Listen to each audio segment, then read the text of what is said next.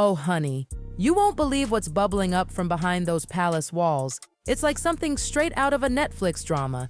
But this time, Meghan Markle is the headline, and not in a good way. So, get this. Meghan, yes, that Meghan who gives speeches about kindness, empowerment, mental health, the whole feel-good package, is apparently not living up to her polished image behind the scenes.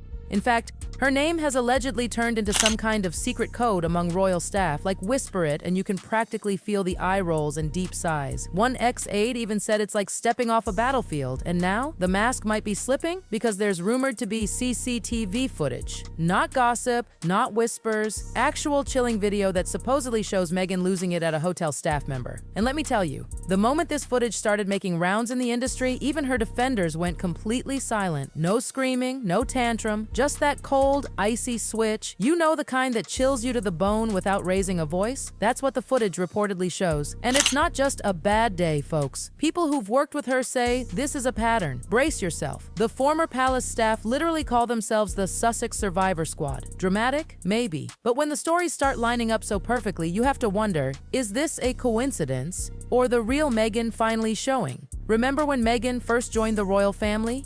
People were buzzing. A modern woman, a feminist, a woman of color in the palace. It felt like history was changing. But oh, how fast the winds turned. The whispers didn't start from tabloids. Nope, they came from inside, from staffers. We're talking gardeners, assistants, stylists, even senior aides. And guess what? These people weren't just overwhelmed. They were emotionally shredded. One assistant claimed Meghan made her rewrite the same email. Not once, not twice, 14 times. Each one came back with snarky, mean girl scribbles. Not edits, not suggestions. Just digs that chipped away at her confidence until she was barely hanging on. Then there's that moment when Meghan allegedly rolled her eyes in a meeting, cut someone off mid-sentence, and acted like they didn't exist. It's a small gesture, sure, but try living that every day. It's like emotional paper cuts, constant, silent, and painful. And hold on to your tea, because apparently the head gardener got chewed out so badly by Meghan that even Queen Elizabeth had to step in. The Queen, the same woman who's known for keeping her cool through wars, divorces, and all things royal. She never interferes unless it's bad. And this was that bad. And Harry, silent, every single time. Now let's not get it twisted. Nobody's blaming Meghan for being strong or firm. People can respect a boss with standards, but what got to them was her coldness. Her ability to dismiss someone's effort without even blinking. Multiple staff members admitted to crying in bathrooms. Some still have anxiety thinking about working under her. Meanwhile, Meghan was out in public preaching grace and healing. Speeches about standing up for women, about mental health. The irony? Her own team says they were emotionally unraveling behind the scenes. It all started to feel fake, manufactured. Like the warm, smiling Meghan was just a perfectly polished mask. And that rumored footage? That was the turning point.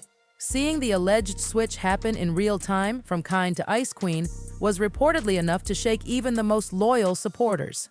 Now, it's not just palace staff talking. It's everyone who's worked with her since. Her new ventures, her fancy lifestyle brand, it's like the same dark cloud follows. She can't keep staff. No one wants the CEO job for her company. People are turning her down left and right. Not because she's not smart, but because they've heard the stories. Let's rewind a bit. People who knew Meghan before royalty say she always had this laser focus. Calculated, strategic, not in an evil villain way, more like a don't waste time kind of mindset. She used every opportunity, every acting job, every public moment to climb higher. That drive, admirable. But if you were too close to it, it apparently burned. Former staffers say it wasn't just the things she said, it was how she made people feel. One described the vibe as walking into a freezer, a room where your every move was judged without a word. Another staffer said Meghan once mocked her British accent in front of everyone, like literally mimicked her. The whole room went silent, but everyone still laughed. Because, well, what else could they do? Emails were dissected like legal documents. Meetings were tense. Expectations were sky high, but instructions vague. Confusing. If you messed up, you weren't corrected, you were humiliated. It wasn't loud chaos, it was controlled, calculated pressure. That slow, subtle kind of toxicity that breaks you over time. Here's the wild part. While all of this was happening behind the scenes, Meghan was out in the spotlight looking like the poster girl for compassion, talking about mental health, resilience, women's empowerment. You'd never guess her team was barely holding it together. Some of them described working for her not as a job, but as survival.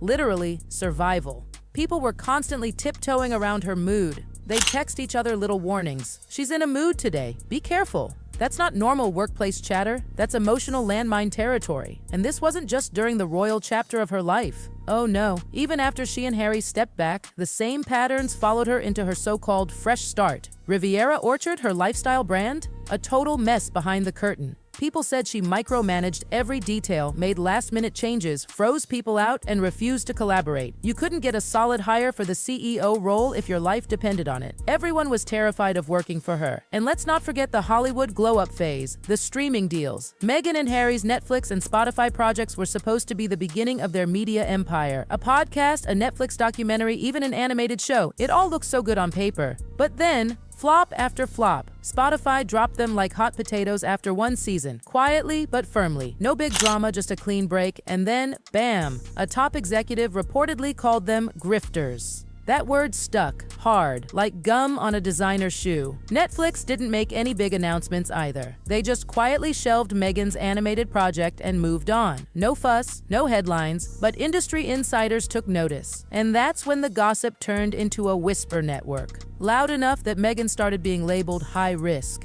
Not because she lacked talent, but because working with her was apparently like walking a tightrope in a hurricane. She wanted control over everything. Every word, every frame, every little detail. And if someone pushed back, she'd take it personally. Staffers who used to back her 100% began stepping away, slowly but surely. These weren't trolls or tabloids. These were people who once protected her, fought for her, kept their heads down through all the drama. And now, they were done. They started talking, calmly, carefully, no tabloids, no exaggeration, just eerily consistent stories of mistreatment, micromanagement, emotional exhaustion. And the more people spoke, the more it stopped sounding like drama and started sounding like truth. One former aide said it best. She didn't need to yell. Her disapproval alone could cut through you. They recounted a moment, a simple calendar mix-up that wasn't even their fault. And Meghan said something so sharp, they don't even remember the words, just the feeling. "I felt 2 inches tall," they said. Like, she didn't correct me, she annihilated me. And it wasn't just Meghan. Harry's silence is now part of the equation. For the longest time, people assumed he was being loyal, protective. But now, that silence feels different. He's not defending her. He's not denying anything. He's just quiet. And when your entire brand is about compassion and the people closest to you say they were treated like they didn't matter, that's not just bad PR. That's a full-blown crisis. And let's not forget the mood swings. Oh boy. Staffers say Meghan could flip the switch like it was nothing. Warm and glowing when Harry was in the room, cold and distant the second he left. People developed what they jokingly called Meghan radar, trying to guess what mood she'd walk in with. Not for gossip, for their own mental well-being. And here's the gut punch. These weren't just hurt feelings. This was real, lasting damage. Emotional whiplash, sleepless nights, panic texts. Meghan was preaching raise your voice while allegedly silencing and dismissing those around her. One ex-staffer called it emotional warfare in expensive heels. Sounds like a punchline, right? But they weren't laughing, they meant every word. The royal palace has seen its share of drama, but never has someone's team, the people who built their image, turned on them so steadily. Not because they didn't believe in the mission, but because they couldn't take it anymore. Staffers left in waves, from junior aides to senior advisors, and with every exit came another layer peeled back, another truth hinted at, another piece of the puzzle. Meghan's team? Always quiet, polished press releases, claims of victimhood. She's misunderstood. But the more they tried to control the narrative, the more it crumbled.